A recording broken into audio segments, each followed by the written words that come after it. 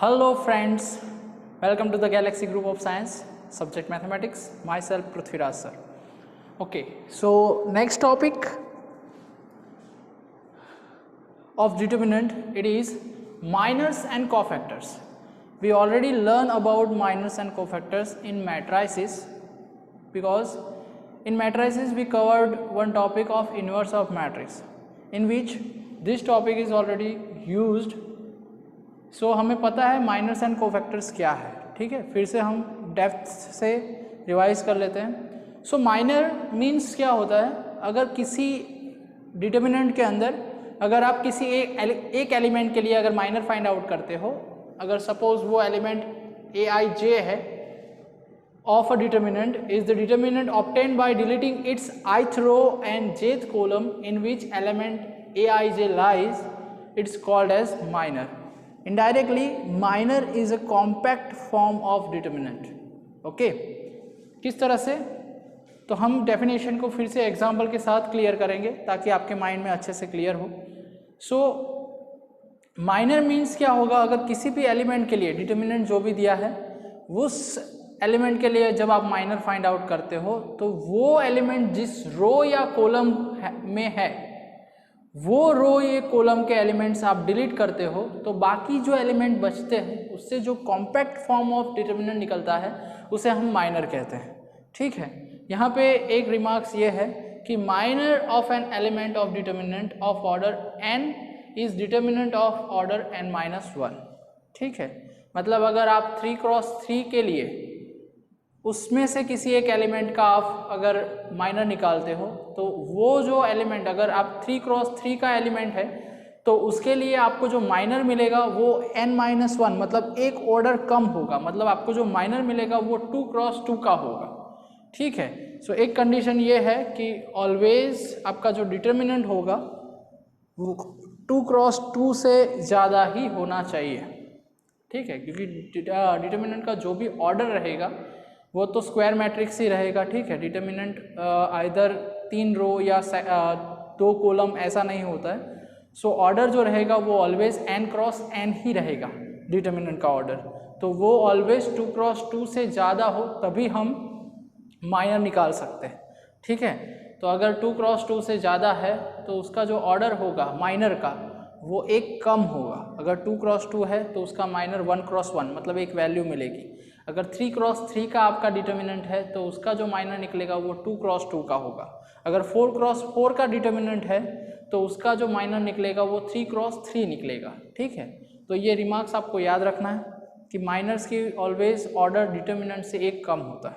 As an example, हम इस example के लिए अगर माइनर फाइंड आउट करते हैं, find the minor of element 6 का हमें माइनर फाइंड आउट करना है. ठीक है, ध्यान रखना इन द डिटर्मिनेंट ये इसका जो ऑर्डर है वो क्या है, ये ऑर्डर है 3x3. ओके, सो अब आपको 6 का अगर माइनर निकालना है which is denoted by Mij. किस तरह से हम डेनोट करते हैं उसे, इट इज Mij. सो अगर आप डिटर्मिनेंट आपको ऑर्डर पता ही है तो 6 का जो ऑर्डर रहेगा वो रहेगा second row third column, means इसे हम कहेंगे M2 3. राइट, 6 का हमें निकालना है. सो उसका ऑर्डर क्या है, सेकंड रो थर्ड कॉलम. पहला एलिमेंट जो होता है वो रो डिस्क्राइब करता है और दूसरा एलिमेंट जो होता है वो कॉलम डिस्क्राइब करता है. ठीक है, सो हमें M2 फाइंड आउट करना है. सो अब प्रॉपर्टीज के हिसाब से obtained by deleting its ith row and jth column. सो 6 कहाँ पर बिलोंग कर रहा है, सेकंड रो में और थर्ड कॉलम में. तो ये जो एलिमेंट है सेकंड रो और थर्ड कॉलम के एलिमेंट आप माइनस करो तो और जो बचता है, जो एलिमेंट्स अब बच गए हैं वो कौन से हैं, उसे अपनी प्लेस पे ही रखना है आपको. 1 2 7 8. तो ये जो है ये उसका माइनर हुआ. After deleting it's ith row and jth column, जो भी एलिमेंट बचते हैं और उसका अगर आप डिटर्मिनेंट कॉम्पैक्ट डिटर्मिनेंट क्रिएट करते हो तो वो जो बनता है उसे कहते हैं minor of the element. I think आपको क्लियर हो गया होगा कि माइनर किसे कहते हैं। ठीक है, चलो। सो अब first diagonal minus second diagonal multiplication. So 8 minus 7 2 ज़ा 14। सो उसका जो माइनर होगा वो कितना होगा, m23 इज इक्वल टू -6। तो इस तरह से आप जो माइनर फाइंड आउट कर सकते हो। क्लियर। अब बात करते हैं कोफैक्टर्स की। कोफैक्टर मीन्स क्या होता है? So cofactor of elements aij denoted by capital aij, उसे किस तरह से डिफाइन करते हैं? कैपिटल aij से उसे डेनोट करते हैं। वो किस तरह से डिफाइन होता है? So -1 raise to i plus j into mij। mij means minor of the aij element. Okay, so सिर्फ यहाँ पे -1 raise to i plus J ज़्यादा आएगा कोफैक्टर्स के अंदर, बाकी तो सेम ये माइनर ही है, बट यहाँ पे विथ साइन होगा। ठीक है, तो देखिए कोफैक्टर्स में और माइनर्स में क्या डिफरेंस है वो हम इस एग्जांपल्स के अंदर क्लियर करेंगे। So find minors and cofactors of all the elements of the determinant. यहाँ पे हमारे पास जो डिटर्मिनेंट है वो है 2 क्रॉस 2 का। सो हमें उसके कोफैक्टर्स एंड माइनर्स डिस्क्राइब करने हैं। तो पहले मुझे कोफैक्टर्स फाइंड आउट करने के लिए मुझे माइनर्स की ज़रूरत पड़ती है। देखिए यहाँ पर मुझे माइनर्स की ज़रूरत पड़ेगी, तो मैं पहले माइनर्स सबके फाइंड आउट कर देता हूँ। ठीक है, सो फर्स्ट एलिमेंट होगा m11, पहला एलिमेंट ये ले रहा हूँ, तो उसकी रो एंड कॉलम मैं निकाल दूंगा, तो क्या बचेगा मेरा? तो उसका 3 बच रहा है, तो 3 उसका हुआ। उसी तरह से m12 की बात करूँ, -2 की बात करूँ, तो उसका रो एंड कॉलम अगर मैं निकाल दूँ तो क्या बचेगा? It is 4। ठीक है, m21 की बात करूँ तो 21 मीन्स ये 4 हुआ। अब 4 की रो निकाल दूँ और कॉलम निकाल लूँ, 4 की रो एंड कॉलम, तो क्या बचेगा आपका? -2। एंड m22 3 के लिए अगर बात करें तो उसकी रो एंड कॉलम निकाल दो आप, तो क्या बचेगा? 1।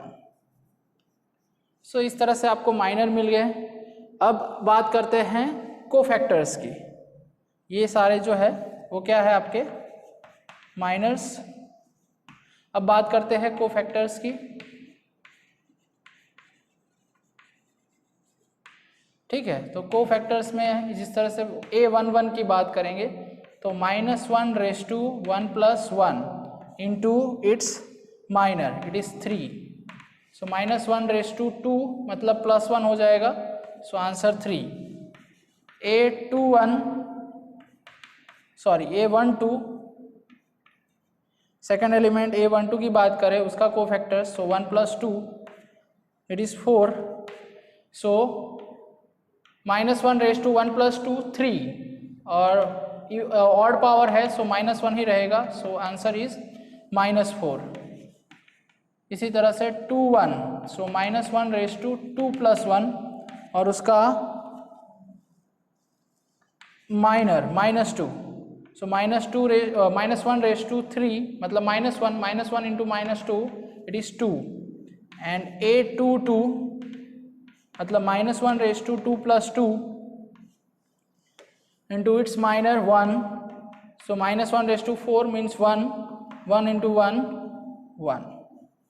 तो इस तरह से आप सभी एलिमेंट्स के minors and cofactors find out कर सकते हो इन 2 क्रॉस 2 के लिए। क्लियर। उसी तरह से नेक्स्ट एग्जांपल देखते हैं। Find minors and cofactors of a11 and a21। a11 means this element, उसके लिए फाइंड आउट करना है, और दूसरा एलिमेंट है a21 मतलब इसके लिए फाइंड आउट करना है। ठीक है, इन दोनों एलिमेंट्स के लिए आपको cofactors and minors find out करने हैं। चलो तो फाइंड आउट करते हैं। फर्स्ट माइनर्स में दोनों के फाइंड आउट कर लूँगा और उसके बाद कोफैक्टर्स फाइंड आउट कर लूँगा। ठीक है, चलो। सो पहले -m11 के लिए फाइंड आउट करते हैं। तो a11 के लिए अगर आप उसकी रो एंड कॉलम निकाल दोगे तो क्या बचेगा यहाँ पे? a22, a23, a32 and a33 ये बचेगा। ठीक है, ये 2 है। अब first diagonal minus second diagonal, first diagonal minus second diagonal. So A22 into A33 minus A32 into A23. ठीक है, तो ये फर्स्ट आपको मिल गया माइनर. और सेकंड के लिए M21 के लिए अगर आप फाइंड आउट करते हो इसके लिए, तो उसकी रो एंड कॉलम निकाल दोगे तो क्या बचेगा आपके पास? तो आपके पास बचेगा A12, A13, A32 and A33. चलो अब इसका first diagonal minus second diagonal. So A12 into A33 minus A32 into A13. इस तरह से इसका भी माइनर मिल गया हमें. अब दोनों के कोफैक्टर्स, तो दोनों के कोफैक्टर्स के लिए आपको सिर्फ -1 रेज़ टू ऐड करना है उसमें. सो A11 के लिए -1 raise to 1 + 1. So A22 into A33 minus A32 into A23. ठीक है, सो -1 रेज़ टू 1 + 1, तो वो तो 1 + 1 मीन्स 2 ही होगा. सो इवन पावर है, सो उसकी वैल्यू तो सेम ही रहेगी. तो उसका आंसर यही मिलेगा हमें जो था A22 A33 minus A32 into A23, यही मिलेगा. बट A21 के लिए -1 रेज़ टू 2 + 1 होगा, और ये आएगा आंसर आपका A12 into A33 minus A32 into A13. तो यहाँ पे साइन जो है वो दोनों की चेंज हो जाएगी.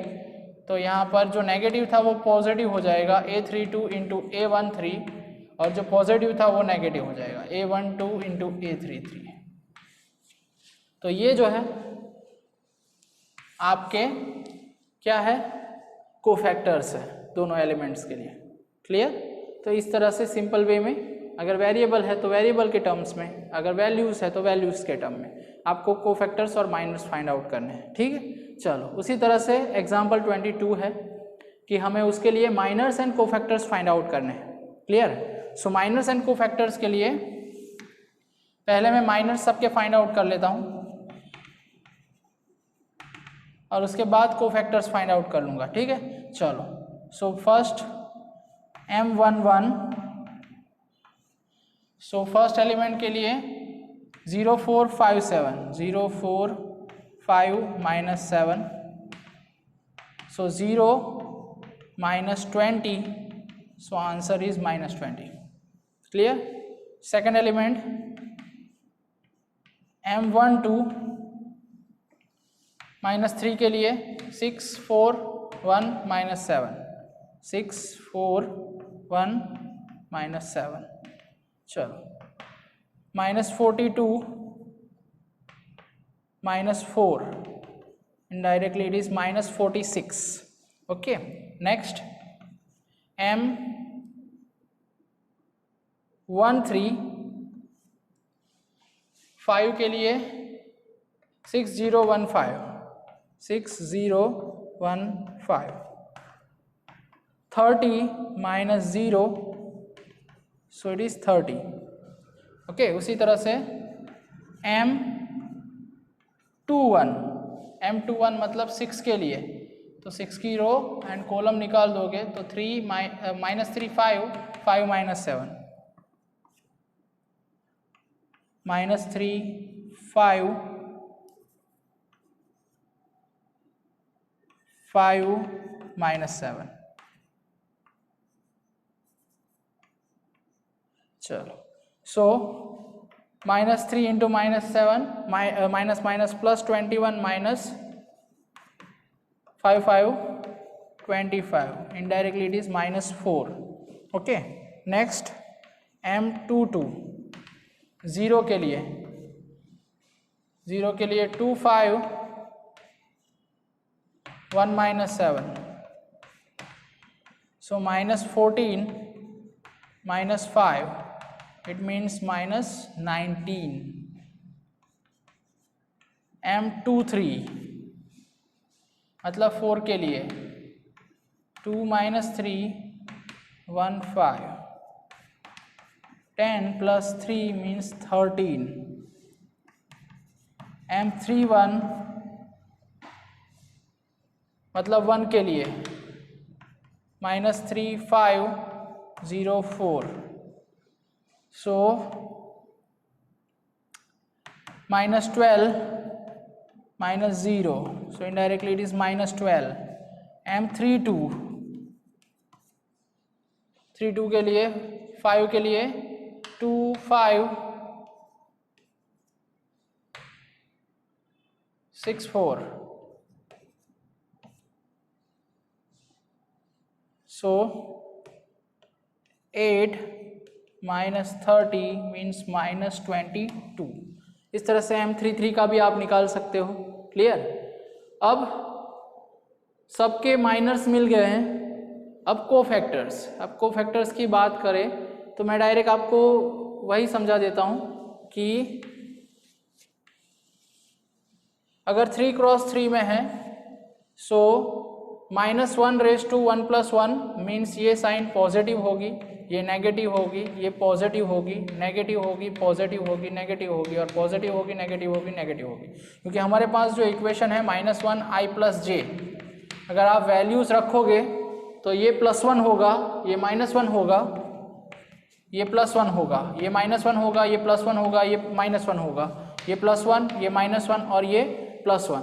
सो इनडायरेक्टली जो भी माइनर्स आपको मिले हैं, यहाँ पे जो भी माइनर्स मिले हैं उन सब को +1 से मल्टीप्लाइड करोगे तो ये उसका कोफैक्टर बन जाएगा, सेकंड को -1 से मल्टीप्लाइड करोगे तो उसका कोफैक्टर बन जाएगा, थर्ड को +1 से मल्टीप्लाइड करोगे तो उसका मतलब जो भी चेंज होगा वो माइनस के लिए साइन चेंज होगा। जैसे कि ये M12 के लिए हो, ये M21 के लिए, ये M23 के लिए और ये M32 के लिए, इनके लिए साइन चेंज होगा, बाकी के सब के लिए माइनर सेम रहेगा। क्लियर? तो इस तरह से कोई भी डिटर्मिनेंट के लिए आप minors and cofactors find out कर सकते हो। क्लियर? अब इसी के रिलेटेड एक एक्सरसाइज है हमारी, वो हम नेक्स्ट सॉल्व करेंगे। Let's start. सो अब बात करते हैं exercise 4.4। It's based on minors and cofactors. जिस तरह से हमने माइनर्स एंड कोफैक्टर्स का कॉन्सेप्ट देखा है, so first example and second example जो भी है वो उसी के रिगार्डिंग है कि right the minors and cofactors of the elements of the following determinants.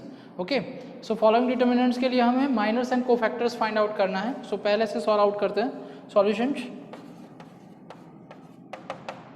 Okay, चलो फर्स्ट जो है 2 - 4 0 3।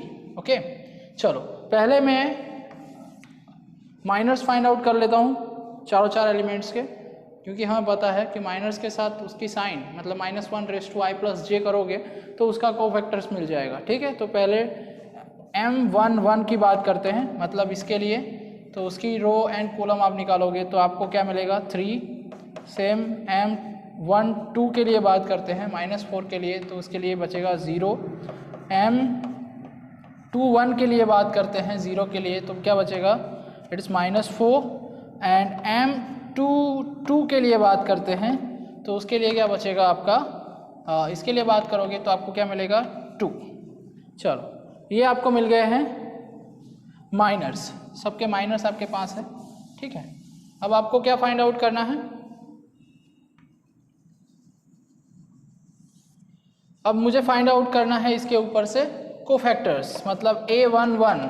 सो A11 के लिए -1 + 1 + 1 होता है इंटू इट्स का जो 3 है, सो -1 / 2 मतलब even power, so positive values होगी तो यही आंसर आएगा। इनडायरेक्टली मैं आपको बताऊं तो 2 × 2 में इसकी साइन प्लस माइनस प्लस, सो इससे मल्टीप्लाइड कर दोगे तो आपको आंसर मिल जाएगा। सो A12 मतलब माइनस साइन से मल्टीप्लाइड करूंगा, लेकिन 0 है तो कोई फ़र्क नहीं पड़ेगा उसमें। A21 की बात करें तो इसे भी माइनस से मल्टीप्लाइड करना है, सो -4 है, उसे माइनस से मल्टीप्लाइड करूंगा तो 4 मिल जाएगा। और उसी तरह से A22 को प्लस है तो प्लस से ही मल्टीप्लाइड करना है, तो वो आपको सबके कोफैक्टर्स मिल जाएंगे और ये सबके माइनर्स हैं और ये सबके कोफैक्टर्स है। क्लियर? उसी तरह से सेकंड एग्जांपल की बात करते हैं। सो बी डी। चलो पहले उसके माइनर्स की बात करते हैं। सो M11 उसका माइनर होगा D और उसका इसकी साइन क्या होगी plus minus minus plus. So plus से ही मल्टीप्लाइड करना है, सो उसका कोफैक्टर्स भी वही होगा। M12 C के लिए बात करो तो क्या मिलेगा आपको B और उसका -1 से मल्टीप्लाइड करना पड़ेगा, सो -B। M21 से बात करो तो यहाँ से क्या मिलेगा आपको C और उसका माइनस साइन है तो उसे माइनस से मल्टीप्लाइड करना पड़ेगा तो -C। M22 की बात करें तो इसके लिए क्या मिलेगा A और उसकी साइन पॉजिटिव है तो पॉजिटिव से ही मल्टीप्लाइड करना पड़ेगा तो वही आंसर मिलेगा। तो ये सारे आपके होंगे माइनर्स और ये हैं आपके कोफैक्टर्स। क्लियर? उसी तरह से 3x3 के लिए भी हम सॉल्व करना है। 2x2 के लिए तो इजी है, आपको पता चल गया होगा। ओके, अब बात करते हैं सेकंड एग्जाम्पल का फर्स्ट। चलो सो हमारे पास क्या है 1 0 0 1 0 0 0 1 0 एंड 0 0 1 ये है हमारे पास। तो सबसे पहले इसके लिए भी हाफ पोर्शन में ही सब कुछ हो ही जाएगा, तो एक और एग्जांपल आ जाएगा हमारा। चलो, और सेकंड एग्जांपल है 1 0 4 3 5 -1 एंड 0 1 2। चलो इसके लिए हमें माइनर्स एंड कोफैक्टर्स देखना है। चलो सभी के लिए फाइंड आउट करेंगे, ठीक है। चलो पहला माइनर M11 1 0 0 1।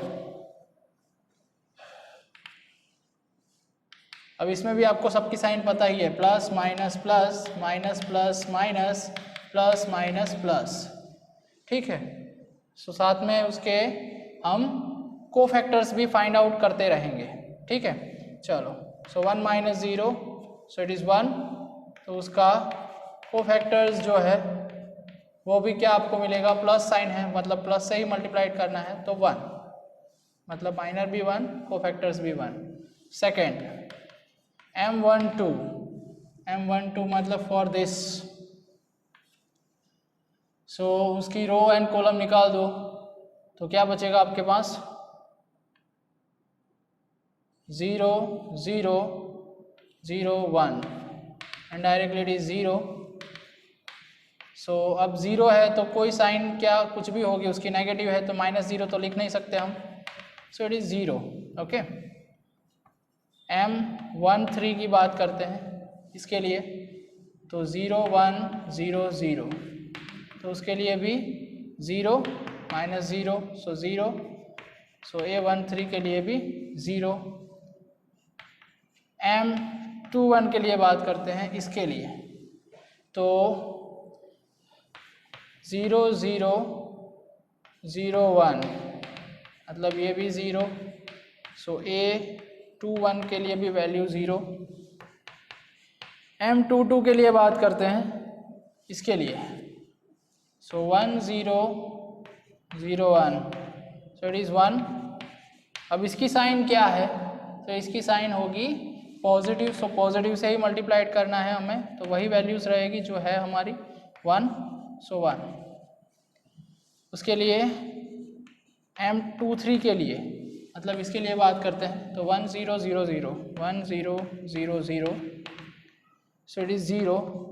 सो इनडायरेक्टली उसका कोफैक्टर भी 0।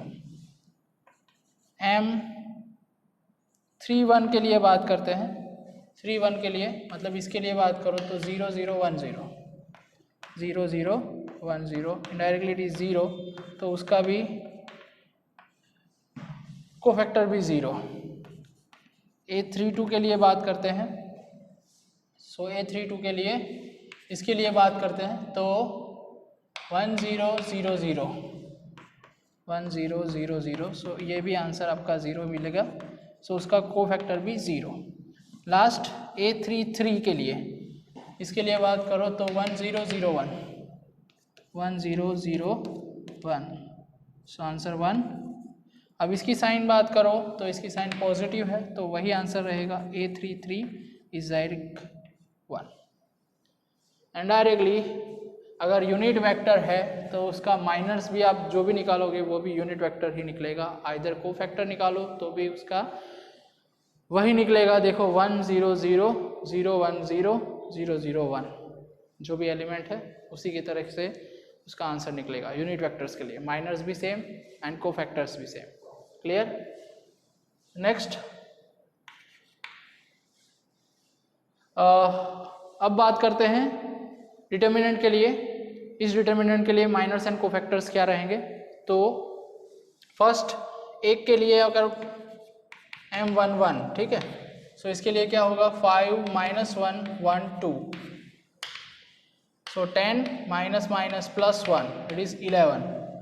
और इसके लिए अगर कोफैक्टर्स की बात करें तो इसकी sign plus minus plus minus plus minus plus minus plus, ठीक है, तो इसकी साइन प्लस पॉजिटिव होगी, सो A11 भी आपको क्या मिलेगा 11 ही मिलेगा। अब बात करते हैं M12 के लिए, इसके लिए बात करते हैं तो इसके लिए क्या होगा 3 - 1 0 2, सो 6 प्लस